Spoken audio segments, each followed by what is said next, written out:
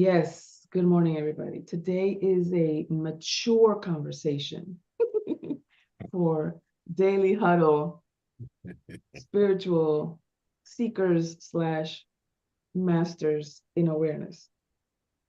Today's topic is I can't versus I won't.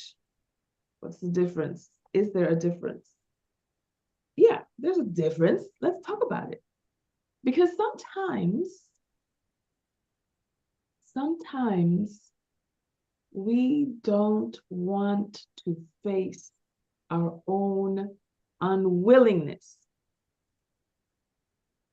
We don't want to face our own unwillingness, and so we'll dress it up with capability issues, like I can't.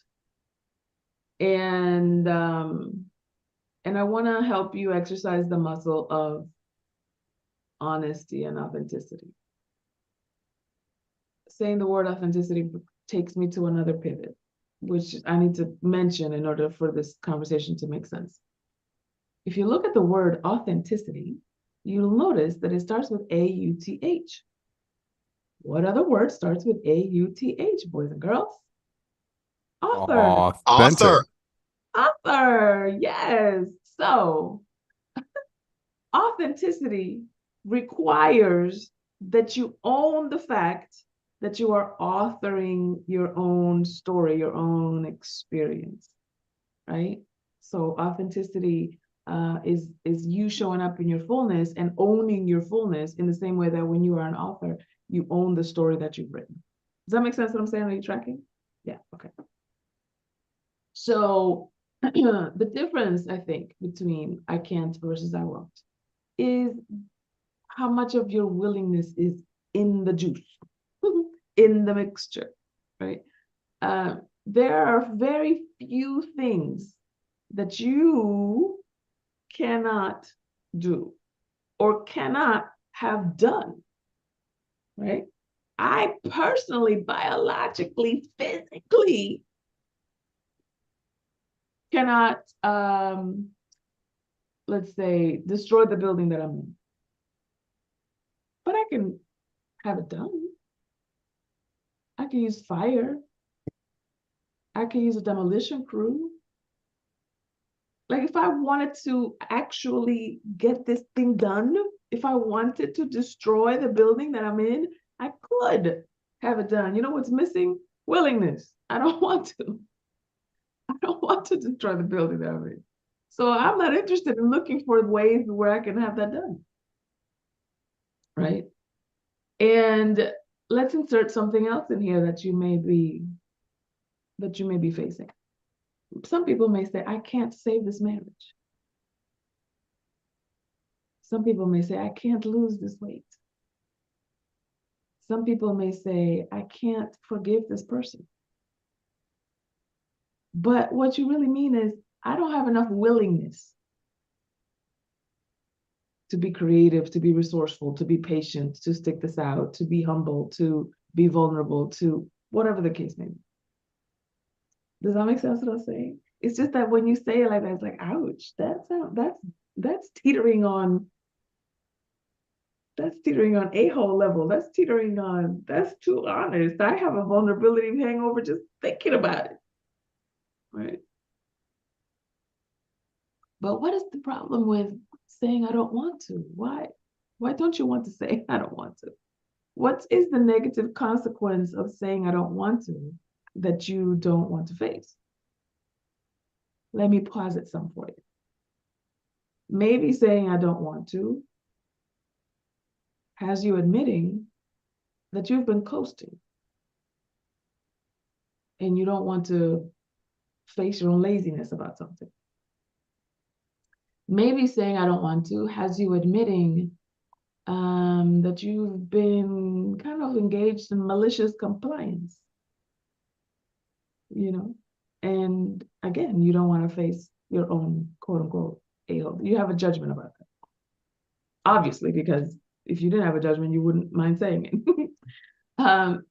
Maybe you don't want to face how small you've been playing. Is any of this resonating with anybody, or is this just me taking myself to the woodshed and inviting you for the show. You know what I mean? Like, does anybody resonate with this? Put a 1 in the chat if you're like, ooh, you know, she always says, if you can't say amen, say ouch. I'm ouching.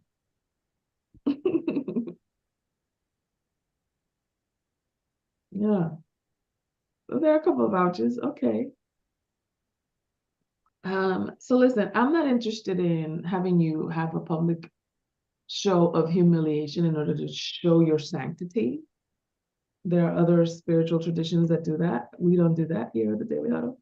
However, I do invite you to become much more honest with yourself, because I do believe that the more honest / authentic / authorly that you can be about your own experience, the more that divine providence will inspire you to do something about it.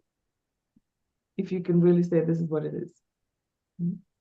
And not only that, but there's a very, very happy side effect to this. And that is that you'll trust and respect yourself more when you are willing and unrelenting about being honest, if with no one else, with yourself.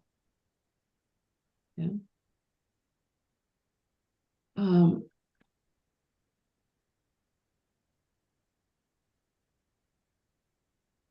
It's coming.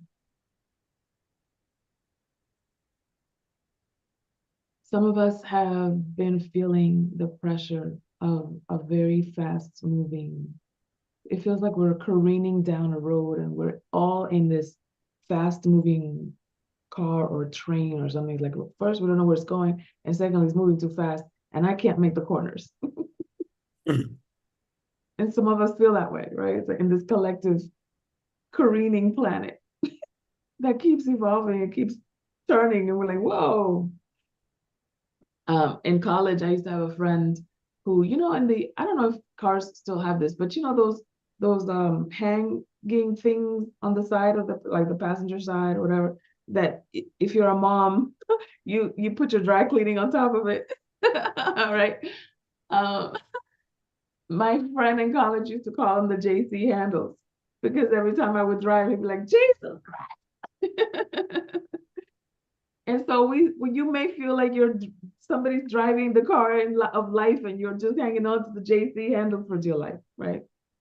I want to give you some encouragement. This is part of the reason why Gloria Steinem is quoted as saying that the truth shall set you free, but it might piss you off first. And that is that, yes, standing in the position of author of my own experience may feel like a jagged little pill that is hard to swallow. But at the end of the day, it is the most liberating position that you can take. Because if I am Romeo in a predestined play, no matter what page you start the story in, it always ends the same: Romeo must die. Shout out to Aaliyah for that movie, right? But if you're Shakespeare, then the pen is in your hand. And ain't no telling how Romeo might end up, because you're writing the ending, not Romeo. Does that make sense what I'm saying?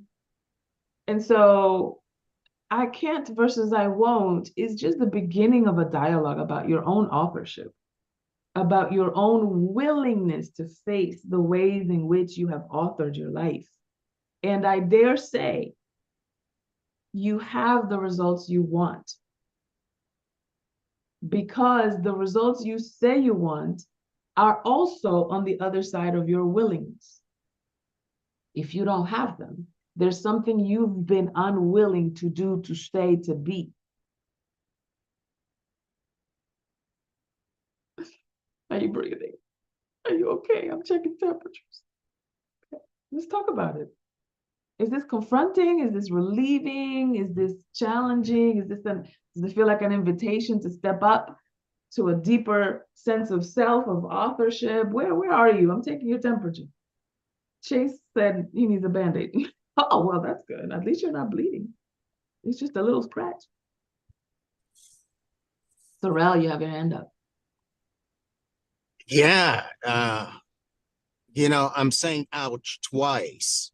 Mm, The first ouch is for discovering in what you're saying that whatever way my life is now, whichever way it is now, I'm the author of it. uh-huh. And what I do in the context of saying I can't, I'll say, well, it just happened to me, Right. right? I can see where I'm doing that. And Mm-hmm. then that's the first ouch. The second ouch is for now being willing to say, I can have anything I want. I can be any way I want. I can do anything I want, but am I willing to author that kind of life? Right. And that the only thing standing between me and that kind of life is my willingness. That's Mm-hmm. ouch. Mm-hmm. Yeah. Because man, there's a ton of things in my life, Monica, that I say I want that I don't have. Mm-hmm. And I've been very comfortable until this damn conversation Right. Yes. to actually just chuck it off to, Chalk it off, I, right. yeah, chuck it off to, Well, yeah, it just it is ain't what my it is. fault, Yes, right? yes, And, totally. and so now it leaves me at the space where I can also author a different list. Like there's a list of things that I say I want that maybe I'm just pretending I want, and I say I want them for the sake of feeling good because other people want them. So I now have the freedom to actually say, no, I don't want that, and have Yeah. a very short list of things I really want, and I'm going to put my butt on the line and get them done. Mm-hmm. Mm-hmm. Yeah. So ouch, ouch, ouch. And I want to say a couple of other things, but I won't say them. Right, the for your inside voice. Yes, I understand. Thank you. Oh my God. Thank you, Monica. Thank you. I want to be very clear about something. I think sometimes the humanistic philosophies of transformational training leave out, um, sometimes they land clinically. They land kind of devoid of humanity or empathy. Like, you have what you have because you don't want, whatever, you don't want something bad enough. And it doesn't take into consideration that there are some systemic things in the sauce, as it were, that make something taste to you uh something different than somebody else because of your gender, because of your race, because of your generation, because of your culture, because of your socioeconomic status. It's just some stuff baked in the sauce in that way. So it's not necessarily that you are authoring the circumstance, because there are indeed things beyond your individual control that are in space there. But you are authoring your experience of the circumstance. And that is within your full control. That's the whole point that Viktor Frankl was making in A Man's Search for Meaning. That even in the most despairing of circumstances, that you're facing certain and very cruel death, you can still choose to find purpose, to find meaning in something as desolate as the Holocaust. And and so if you can do it in those dire circumstances like that, how much more enticing it is to find meaning, to find purpose, to author your experience of whatever it is that you may be going through. It may be a divorce, it may be losing weight, it may be unemployment, it may be bankruptcy, it may be, supporting a relative that you love that doesn't want your help but needs it. It may be a myriad of things. And as dire as the circumstance may look to the naked eye, to you, you may think, for such a time as this, as Queen Esther did.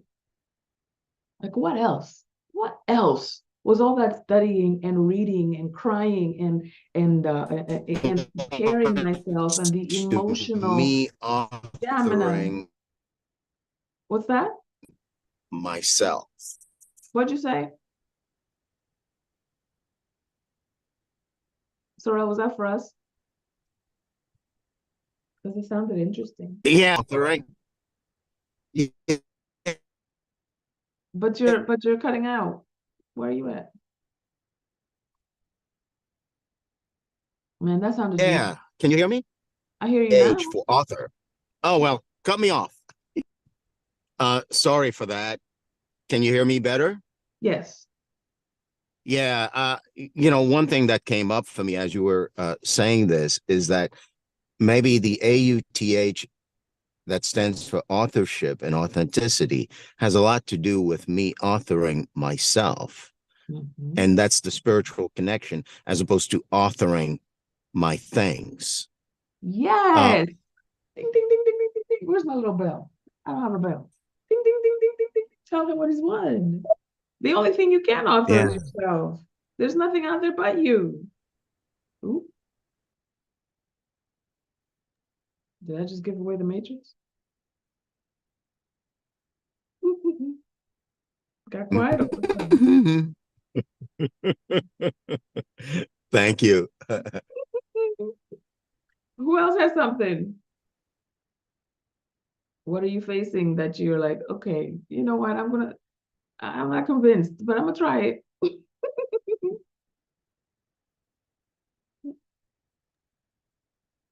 Stanley, you look like you're pondering. Yeah, I am. Uh-huh. Because I was just thinking about, I was thinking on the heels of what Sorrel mentioned earlier. So many things I say I want, I have to ask myself, why am I really saying these things? A lot of times, do I really want them? Yeah. Yeah, and you made a statement that everything that I say I want is on the other side of of uh of my willingness. Mm-hmm. you know it's on the other side of my authorship is what I can write on the other side. And it's kind of convicting. It's kind of one of those ouch things for me right now. I'm looking at, you know Yes. Oh, yeah, that's a good word, convicting. Yes, yeah. absolutely. Yeah. Um, and there are some prices we're just unwilling to pay. Hmm. That's the difference sometimes between you and a sociopath or you and a narcissist. There's just some prices you're unwilling to pay. And that's okay too. Like it's okay to admit that. It's okay to draw the line in some places, right? So there may be a relationship that you want, maybe with a client or an employer or even a family member, but you're unwilling to um, sacrifice your dignity or sacrifice disrespect or sacrifice making yourself small in order for this person to be okay with being in your life or whatever the case may be. There may be some Hmm. prices you're unwilling to pay, and that's okay. I mean, if it's okay for you, right, you have to be honest with I'm okay not paying this price. And Rose asked, what did you just say? Do you mean like when I said, did I just give away the matrix? um is because I said um there's nothing out there but you. So even your things, they carry a piece of your meaning about your place in the world, who you are, your attachment to them, etc. They all carry your meaning DNA because they're your creation in that sense. Who else has something? From YouTube, somebody says, you can't avoid the pain of life, but you can choose not to suffer. Yes, second wind. Yes, come on, philosophy. Absolutely. Yeah. Who else has something? Yeah. Who's this? I think this is Ronald. Hi, Ronald. Hey, I think in that subject, it's really, are you ready for what you want to do? And I mean, do you feel mentally ready for to take the step? And that way, it comes naturally when you are mentally ready uh, to step up. I think I think that's what I'm getting. Yes. I'm going to add a little nuance to your distinction. And that is when we may be mentally ready, mental being the thought aspect, the department of thinking, if you will. The department of conceptualization may be ready for this next step, but the department of feeling, darling, the department of emotions, as it were, may have some trouble with some stuff. And so a lot of times what happens, you'll notice that when you are embarking on a new thing, you may know conceptually that it's a good thing, that this is just the next natural step, that da, da, da, da. But the emotional department is like, no, right? It's like the last one that drags behind. If you let me paint a picture for you. You know the chakra system in the body, right? From the crown at the top of your head all the way to the bottom to the root chakra, which stands like underneath your pelvic center, right? So right up the let's call the root chakra the material plane, the earth aspect, right? This is when you actually have the thing in manifested form. Right above that is the sacral chakra, which represents the water element and represents the emotional level. And then right above that, you have the solar plexus, which represents your personal will, right? So sometimes we'll do certain things out of our personal will, out of our imagination, out of our, visualizing it, out of our speaking it into form, out of our understanding that it's aligned in our heart. And then you move it to the will center. And it's like, okay, let's make it happen. This is my executive function. So you'll lift the weight, you'll do the weights, and you'll make it happen. But you still haven't touched the emotional center. And that's the last one that has to get aligned before the thing actually manifests. Does that make sense? It's like from the crown to the root, that's the route of manifestation, bringing it from the heavens to the earth.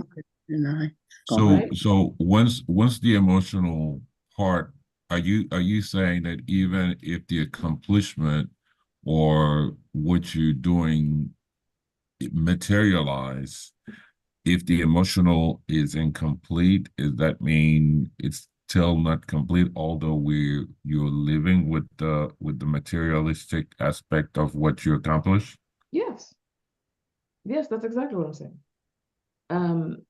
Yeah, that's why they say, for example, if thought form is the masculine aspect, just like a thought is a seed, and the feeling is the womb that has that seed actually take place. That's why they say sometimes in common colloquialism, if mama ain't happy, ain't nobody happy. Happy wife, happy life. It's not because we celebrate women in this culture, darling. I know you know that. It's because the feminine aspect is the one that actually brings it into manifested form. Where would any of us be without a womb and the vaginal canal that brings it forth, right? And so in the same way, in manifestation, the feminine aspect of your manifestation is holding the thought, deed, and consciousness to bring it forth to the manifested plane, right? So you may say that you want something, but if your feeling ain't in it, you're not going to carry that baby to term. Got it. Yeah, not going to happen. Thank you, Robin. I appreciate you saying this because the mental plane is absolutely where it first begins. That is the seed form. Yeah. Laura asks, does all the chakras have to be in alignment for me to manifest my desires? I don't know that it's linear like that. It's a dance in a way. Let me use this analogy. For any of us that have ever had children, there was a time when you said, yes, or maybe the pregnancy came before your willingness. Maybe you're like, oh crap, now I gotta align myself around, I'm gonna have this baby. This was not in my plans. But even though you may not have been willing at first, even though you may not have been quote unquote mentally prepared, like maybe I'm not ready to be a father, maybe I'm not ready to be a mother, etc. The baby is coming. And there were so many points between knowing that the baby's coming and that you're pregnant to the time that the baby came that you could have changed directions. Yeah. And so at any one of those points, the thing that has to be in place, now maybe not all the chakras in alignment, but the thing that has to be in place is your willingness. Now, I do have to make a disclaimer, and that is that we are speaking here at Spiritual Matters Thursday. We are speaking about willingness, not as a function of your personality, but as a faculty of your soul. Because, my goodness, let's not even get into the conversation of like, well, yeah, but people, you're saying that the things that happen only happen in willingness. And people can't be willing to die of cancer. People can't be willing to be murdered in their own house due to domestic violence. That's not something people sign up for. Yeah, not at the personality level, no. Nobody signs up for pain and suffering at the personality level. But at the soul level, there may be some lessons, there may be some transformations, there may be some breakthroughs that are only available going through a particular curriculum, right? I remember hearing Dr. Wayne Dyer, God rest his soul, in a lecture saying that it makes sense to him in hindsight that if his soul wanted to learn how to be self-reliant, that he would sign up for a life where he couldn't depend on other people, where he would go through emotional neglect, physical neglect, or he would literally live in an orphanage where his mother couldn't keep him because, you know, she couldn't afford to keep the children. So she had to drop him off at an orphanage and he had to kind of learn how to fend for himself. And so this is the part of radical honesty that I'm inviting you to with this conversation. There are some things that you have signed up for at the soul level that are inconvenient at the personality level, that are downright painful at the lived experience level. But to the point that our lovely Second Wind 2010 said in our YouTube audience, the pain of life may not be avoidable, but you can choose not to suffer through it.